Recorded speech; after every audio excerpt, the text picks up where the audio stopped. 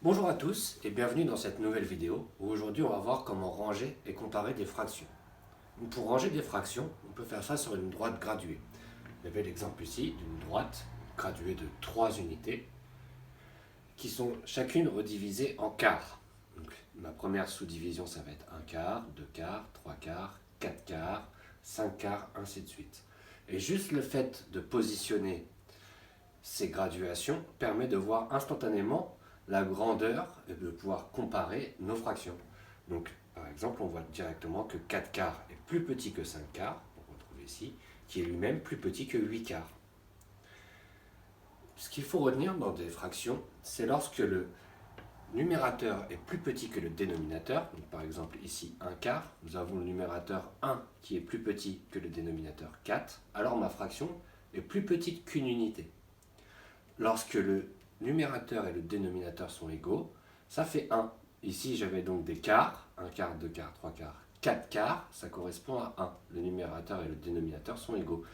Ça vaut même si les unités de fraction sont différentes. Par exemple, ici, je vous ai fait deux petits schémas avec des unités différentes. Donc toujours une unité, mais cette fois divisée en deux parties, donc des demi. Un demi, deux demi, dénominateur égaux, même nombre, ça fait 1.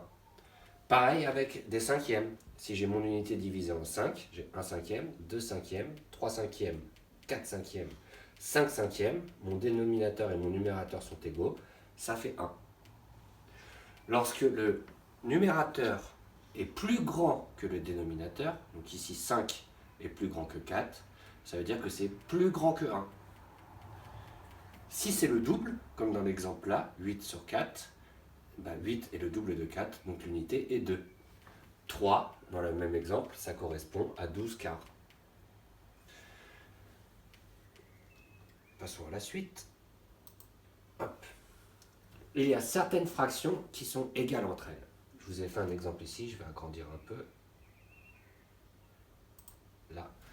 Donc, on a 3 unités. 3 fois la même unité. Le trait bleu correspond à notre unité, c'est 1. C'est un trait de 20 cm. Pour chaque schéma, j'ai décidé de le diviser en fractions différentes. Dans le premier cas, j'ai fait des demi. Le deuxième cas, j'ai fait des quarts.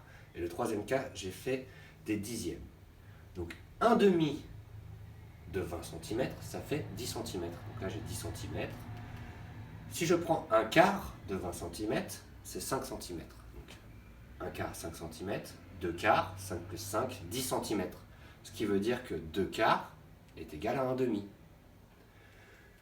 Si je prends mon troisième exemple avec mes dixièmes, donc si je divise 20 cm en 10, ça fait que chaque dixième représente 2 cm.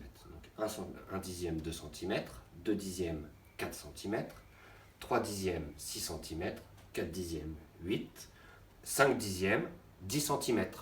Donc mon unité, ça marche parce qu'on prend la même unité de départ, j'ai des fractions qui sont égales dedans. 1 demi de 20 cm est égal à 2 quarts de 20 cm, qui est égal à 5 dixièmes de 20 cm. Il y a certaines fractions qui donc sont égales en fonction de l'unité qu'on utilise. Je reviens en arrière pour un dernier point. On peut comparer des fractions directement si elles ont le même dénominateur. Par exemple, ici, mes fractions sont sur 4. Si je veux comparer 14 quarts et 8 quarts, je sais d'avance que 14 quarts sera plus grand que 8 quarts, car 14 est plus grand que 8. Si les deux dénominateurs sont différents, il existe des méthodes pour ramener ce qu'on appelle un dénominateur commun, mais ce sont des choses que vous verrez plus tard. C'est tout pour aujourd'hui. Vous pouvez recopier la leçon dans le cahier de mathématiques partie nombre et calcul et faire le petit exercice d'application.